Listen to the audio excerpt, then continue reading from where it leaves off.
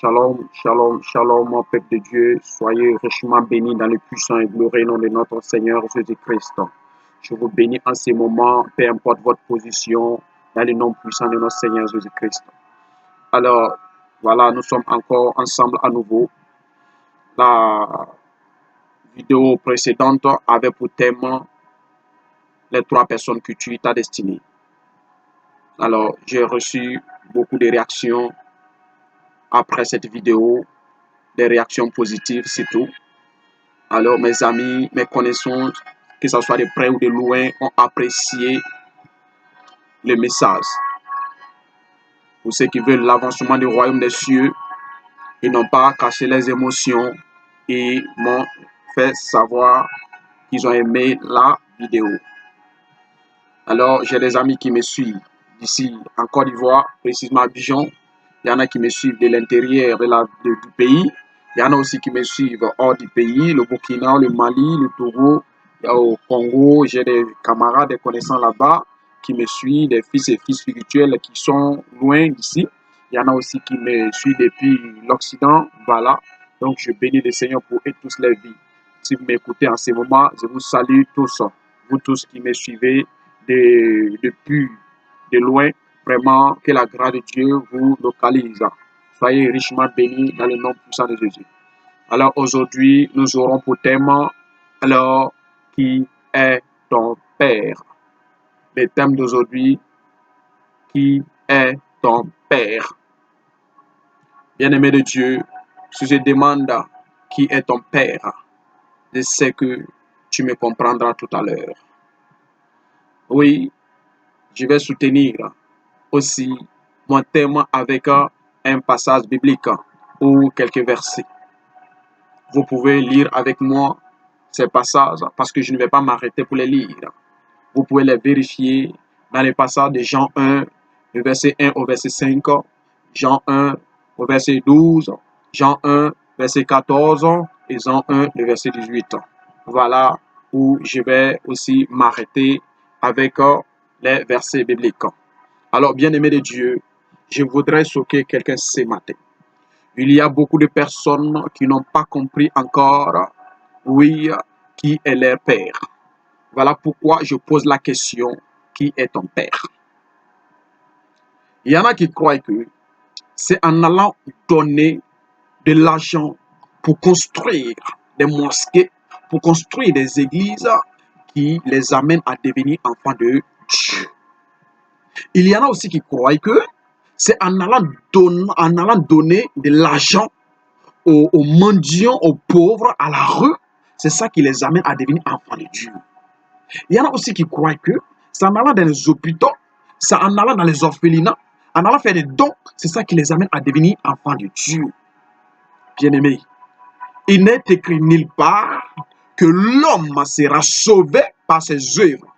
Il n'est écrit nulle part que ce sont nos œuvres qui vont nous sauver pour aller au ciel. Il n'est écrit nulle part. Donc pour cela, nous devons comprendre que nous ne devenons pas enfants de Dieu par nos œuvres. Nous ne devenons pas enfants de Dieu parce que nous avons fait tel don, nous avons fait tel geste à telle personne et à tel groupe de personnes, à telle association. Non, non. Si tu veux construire tous les mosquées et les églises du monde, tu ne peux pas être enfant de Dieu pour cela. Ça, c'est des choses éphémères. C'est des choses qui passent. La parole va nous dire tout passe. Tout passe. La seule chose qui ne passera pas, c'est la parole. C'est la parole. Quelle parole? La parole de Dieu. Il est écrit en Jean 1, le verset 1er. Au commencement était la parole. La parole était avec Dieu et la parole était Dieu. Bien-aimé, Dieu, il est le maître suprême. Il ne se jure que de par lui-même. Quand quelqu'un doit jurer, il jure de celui qui est supérieur. Mais il n'y a personne qui soit supérieur de Dieu. lui-même son supérieur. Il se suffit lui-même.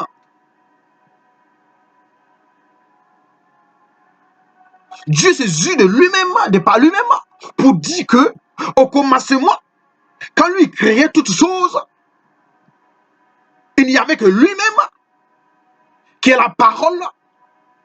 Il n'y avait que la parole qui est lui-même Dieu. Voilà ce que ça explique.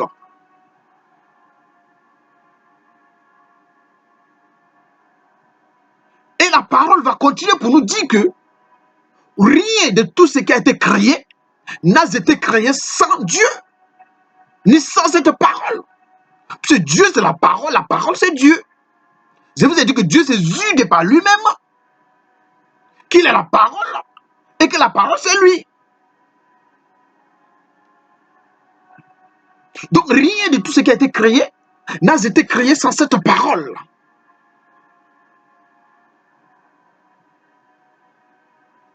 Et Dieu n'a pas demandé aucune condition à qui que ce soit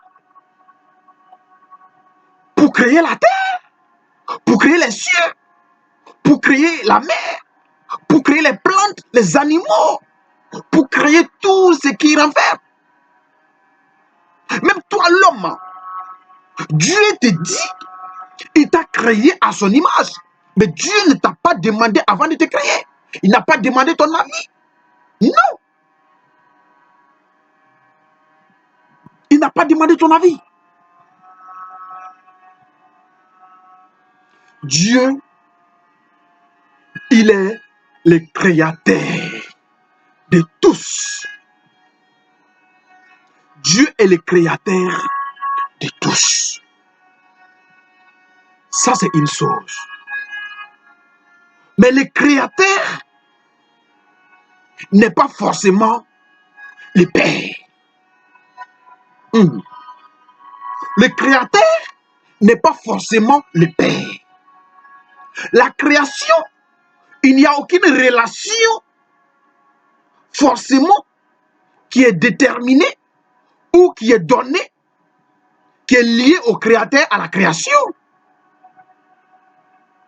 ou du créateur à la créature.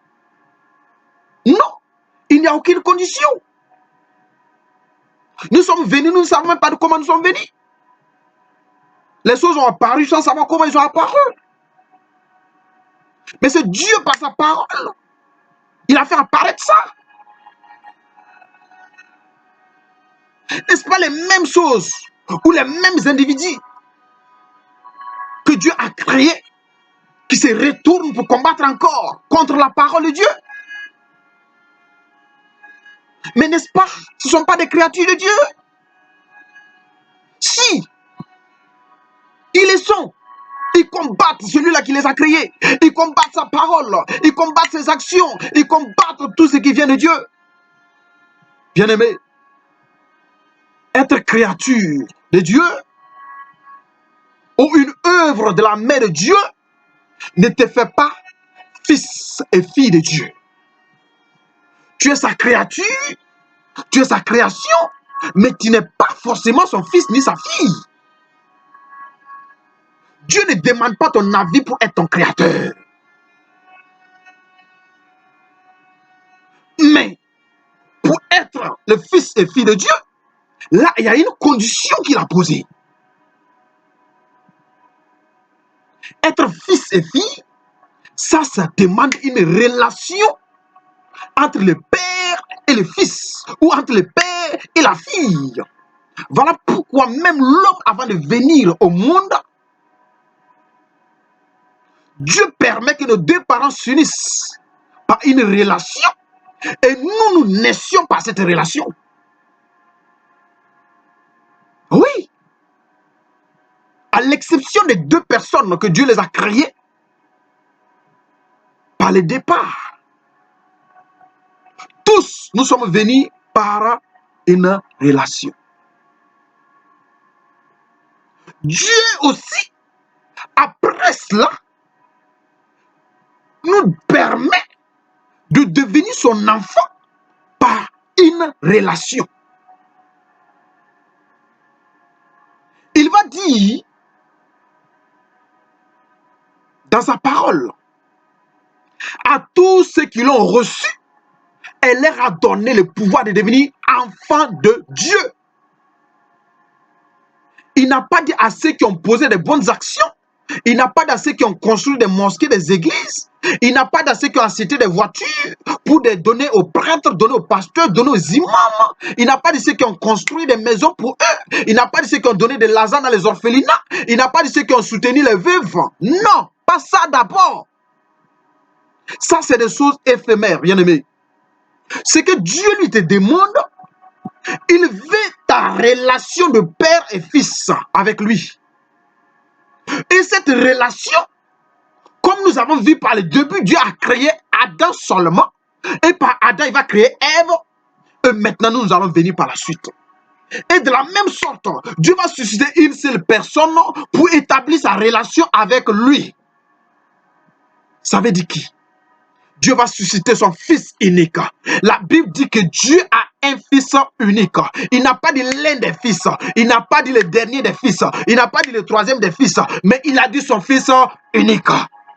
En la personne de qui? Jésus-Christ. Au verset 14, la parole va venir sur la terre pour prendre chair. Cette parole qui a pris chair, c'est qui? Nous l'avons dit au départ que la parole, Dieu s'est juré de par lui-même qu'il est égal à la parole est égale à lui. Donc cette même parole va venir sur la terre pour prendre chair. Cela veut dire en quelque sorte que Dieu, il va s'incarner dans une chair pour apparaître physiquement au milieu de nous.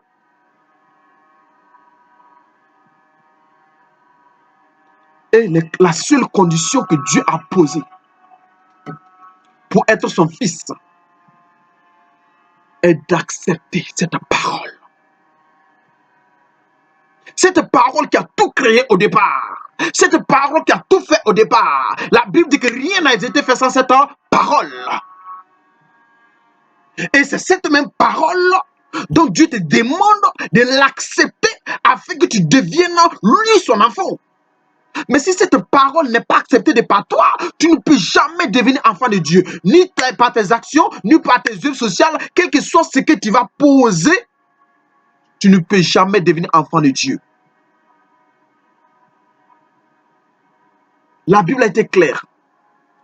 La terre passera. Les cieux passeront. Tout ce que nous voyons passeront. La seule chose qui demeure et qui restera, c'est la parole. Puisqu'elle était au commencement et elle sera toujours à la fin. Rien ne peut faire disparaître cette parole.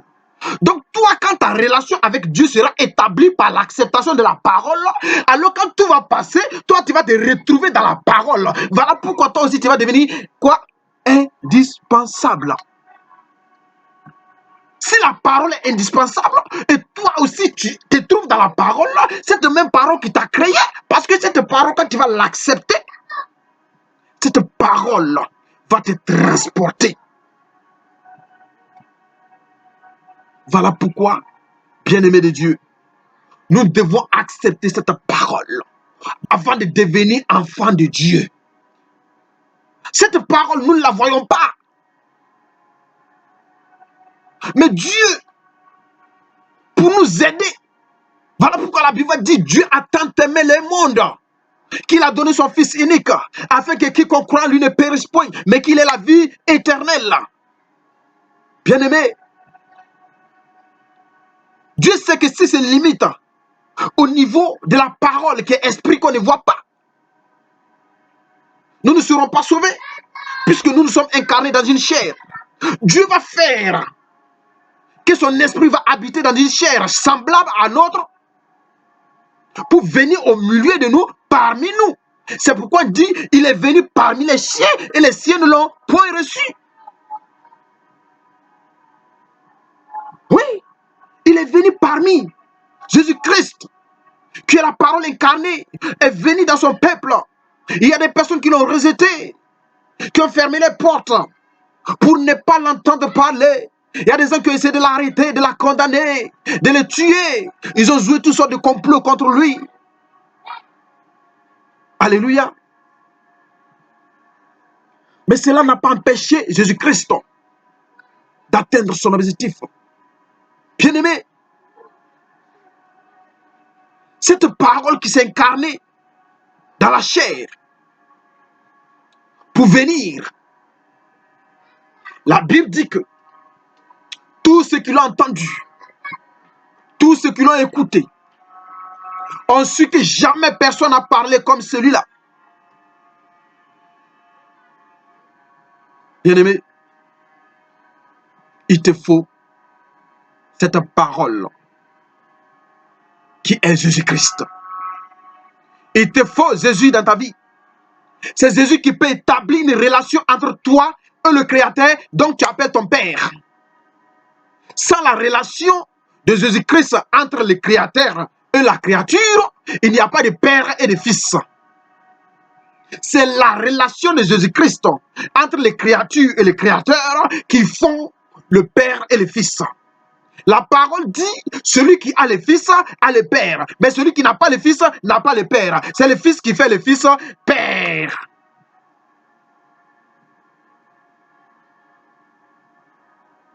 Nous sommes fils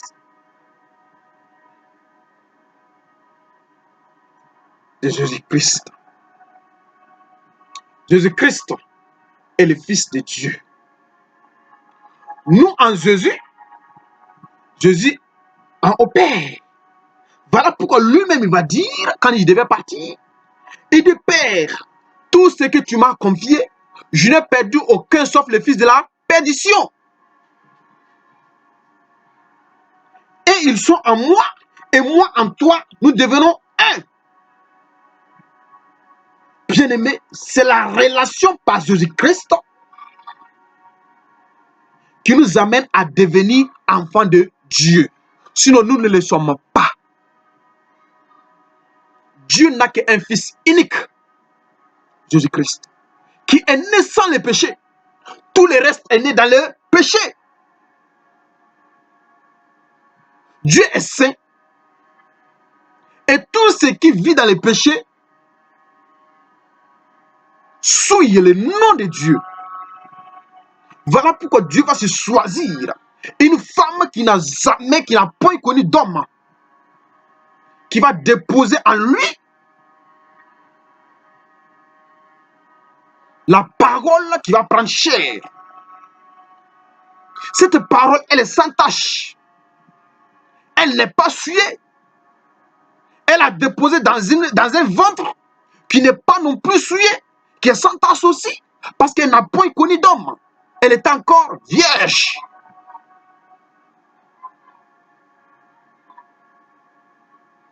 Bien-aimé, Dieu n'aime pas le péché. Dieu déteste le péché. Dieu déteste le péché.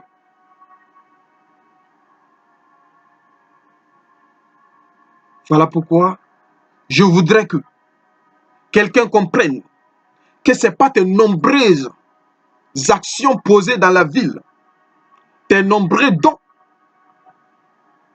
tes nombreux services qui vont te rendre enfant de Dieu. Détrompe-toi. Cela ne peut pas t'amener à devenir enfant de Dieu. Non, mon papa biologique qui m'a mis au monde, ma mère biologique qui m'a mis au monde, j'ai fait tout pour eux. J'ai construit des maisons, je les ai enterrés dignement, j'ai fait toutes les cérémonies dignement, j'ai demandé messe de requiem, j'ai demandé prière à la mosquée. Bien-aimé, tout ça là c'est éphémère, ça passe ça. Ça ne va conduire nulle part. Ça ne conduira nulle part. Ces choses, si tu veux que ces choses puissent avoir des faits, il faut d'abord accepter comme Seigneur et Sauveur personnel Jésus-Christ de Nazareth, qui est la parole incarnée, sans laquelle personne ne pourra devenir enfant de Dieu. Bien-aimé, qui est ton Père? Qui est ton Père? As-tu accepté Jésus pour avoir Dieu le Créateur pour Père? Ou tu traînes les pas encore? Ou tu es dans tes philosophies en disant que non, Dieu, il a dit de faire le bien.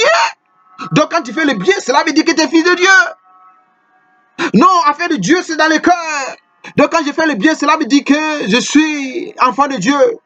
Je ne suis pas obligé d'accepter Jésus. Leur affaire de Jésus, là, vraiment, c'est trop. Bien-aimé, laisse-moi te dire, tu as intérêt à donner ta vie à Jésus. Tu as intérêt à donner ta vie à Jésus. Ceux qui vont au Père, ce sont ceux-là qui sont ses fils et ses filles. Si tu n'as pas accepté Jésus-Christ comme Seigneur et Sauveur, tu n'iras pas au Père comme fils ou comme fille. Puisque nous sommes fils et filles en Jésus-Christ, qui est le Fils unique de Dieu. C'est lui qui nous rend fils de Dieu et filles de Dieu. Toi qui n'acceptes pas Jésus, tu n'auras pas Dieu pour Père, mais tu auras un autre Père qui a aussi son royaume à part. Et ce royaume, c'est l'enfer. Satan est le père des menteurs. Parce que la Bible dit, il est le père du mensonge. Et la Bible dit clairement, celui qui n'a pas cru en Jésus est déjà jugé. Puisque Dieu te dit, accepte cette parole afin que toi et moi nous devenions un. Mais toi, tu refuses de croire en cette parole. Tu refuses d'accepter cette parole. Cela veut dire que tu es en train de dire que Dieu ne connaît pas ou tu rends Dieu menteur. Si tu crois que Dieu n'est pas menteur, si tu crois que Dieu est vrai et qu'il est réel, alors tu vas accepter cette parole sans condition.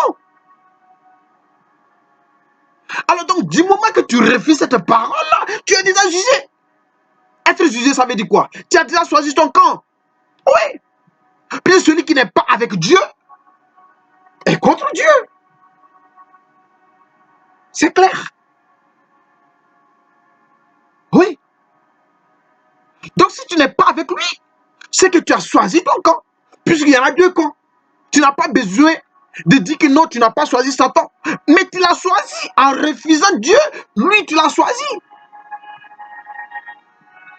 Et lui, il a son royaume. Le royaume de l'enfer. Dieu a créé spécialement ça pour lui. Et tous ses anges dessus. Ces démons qui l'ont suivi, qui l'ont soutenu pendant sa rébellion. Et tous ceux qui font comme lui sont son fils. Et ses fils et ses filles.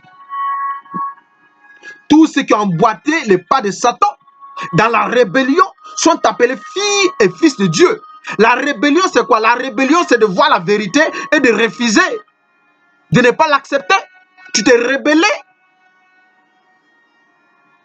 La rébellion, c'est quoi? De ne pas marcher dans la limite qu'on t'a tracée.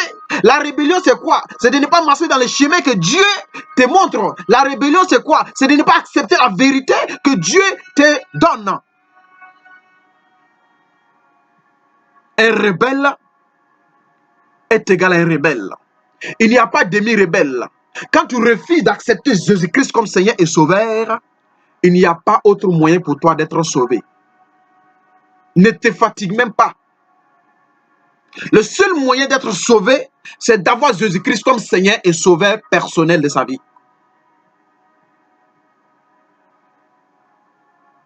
Oui. Les bienfaits, poser des bonnes actions envers à l'endroit de l'autrui. Allez faire ci, allez faire ça. Si, c'est bon. Mais cela ne te sauve pas, frère. Cela ne te sauve pas, ma soeur. Oui. C'est comme quelqu'un qui tient le tronc d'arbre dans sa main et qui n'a pas la racine. Tu vas où avec le tronc d'arbre sans la racine? Comment ce tronc d'arbre va pouvoir se nourrir des substances qui se trouvent dans le sol pour pouvoir donner vie à les feuilles? Ça ne marche pas. Jésus-Christ est la racine.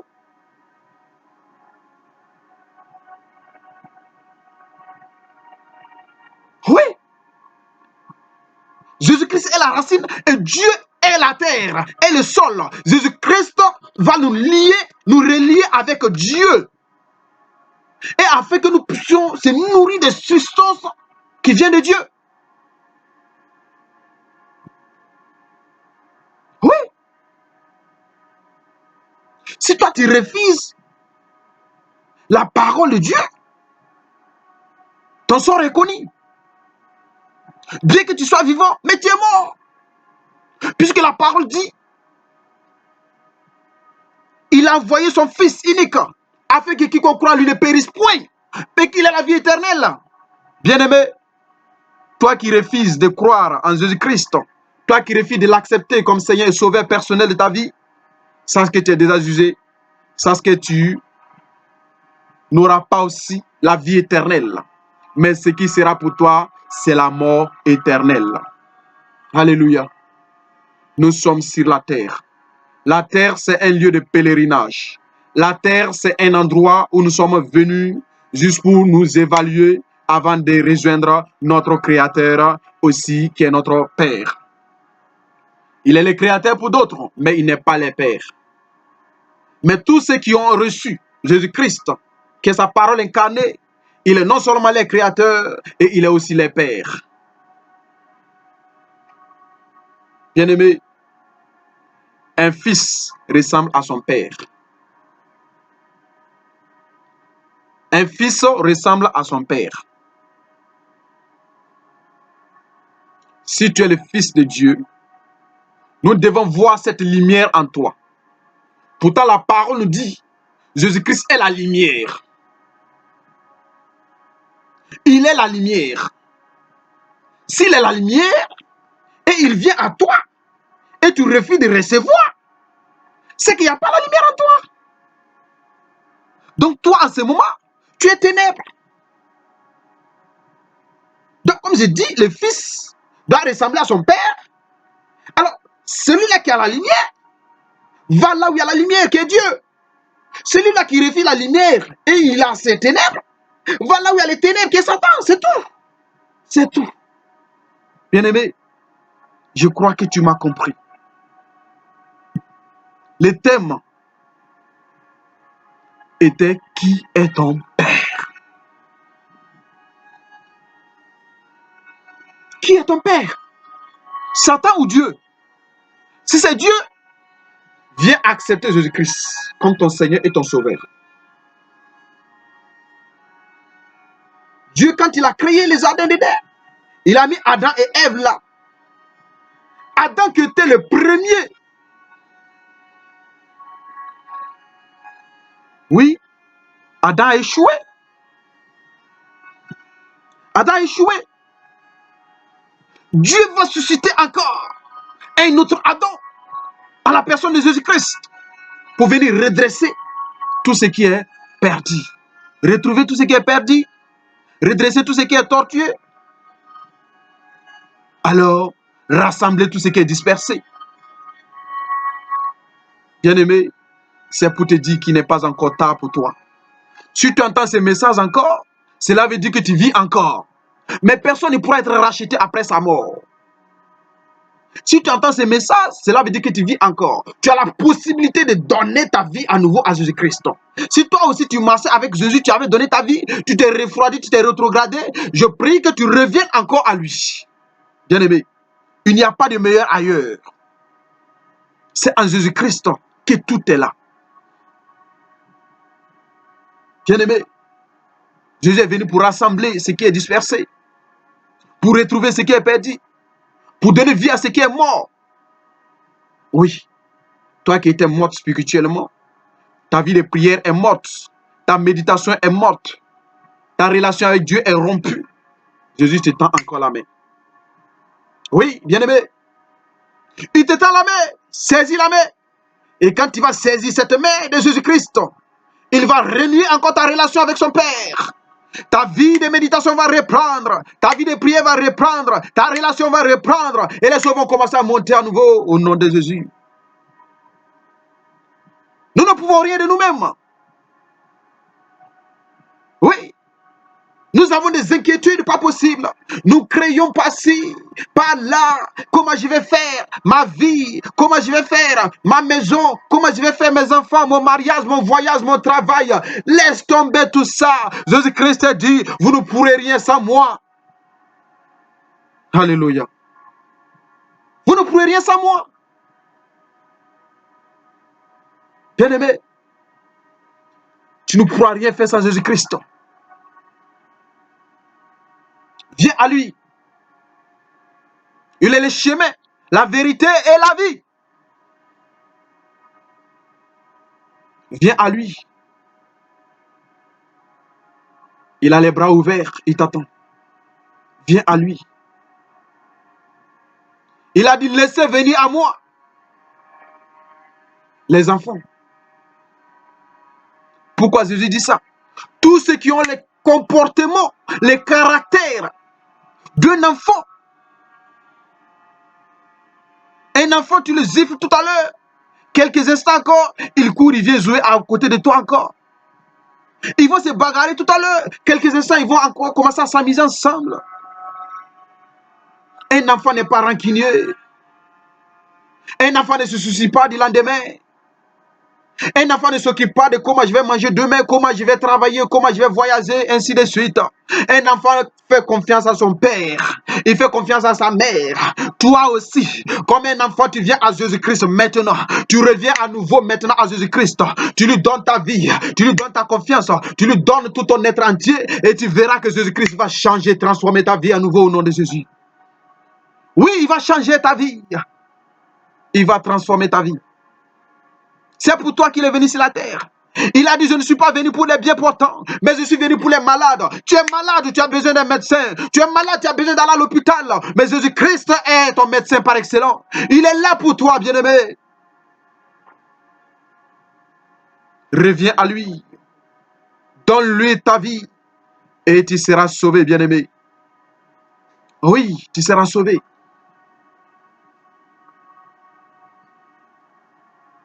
Tu seras sauvé.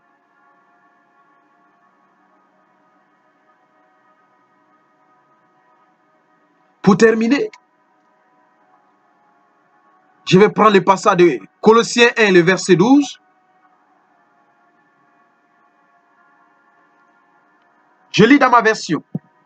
Rendez grâce au Père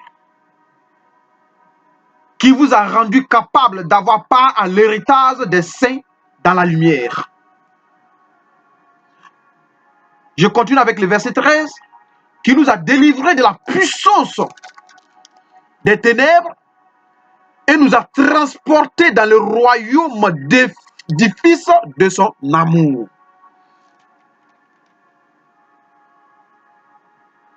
Bien-aimés,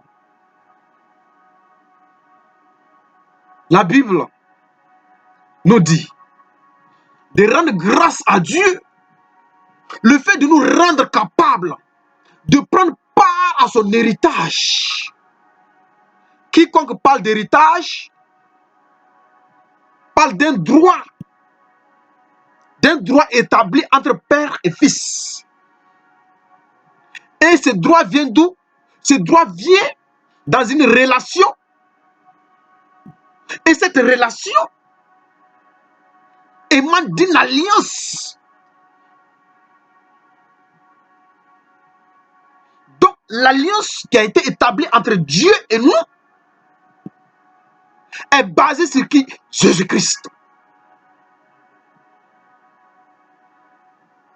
Et par cette alliance, nous avons le droit d'être héritiers de Dieu et co-héritiers avec Christ. Puisque maintenant nous sommes enfants de Dieu par Jésus-Christ.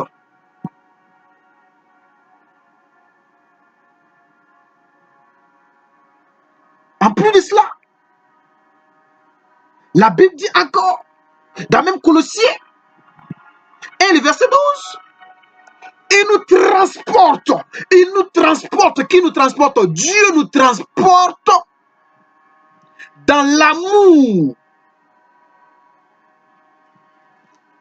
de son Fils. Je relis les passages.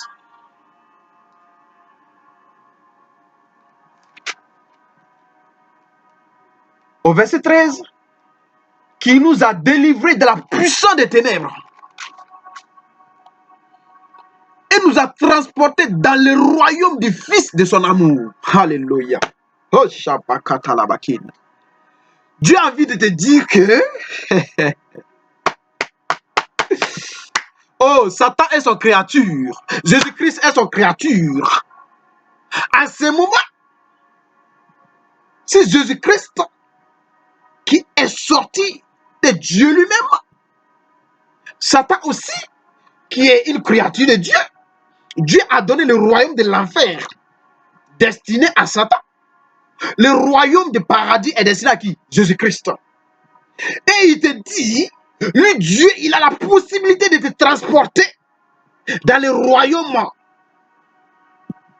de son fils. Et ce n'est pas n'importe quel fils. Il dit, le fils de l'amour. Alléluia. Fils de son amour, bien-aimé. Fils de son amour. Dans le royaume du fils de son amour. Dieu va te transporter dans le royaume du fils de son amour parce que tu as accepté cette parole. Alléluia. Bien-aimé, toi qui as accepté la parole de Dieu, il te donne aujourd'hui le privilège de devenir enfant de Dieu. Lesquels ne sont pas nés de la volonté de l'homme, de la chair, ni du sang, mais de Dieu. Alors, si tu n'as pas encore accepté Jésus-Christ et tu veux devenir enfant de Dieu, je voudrais que, avec toute humilité, que tu répètes cette prière après moi.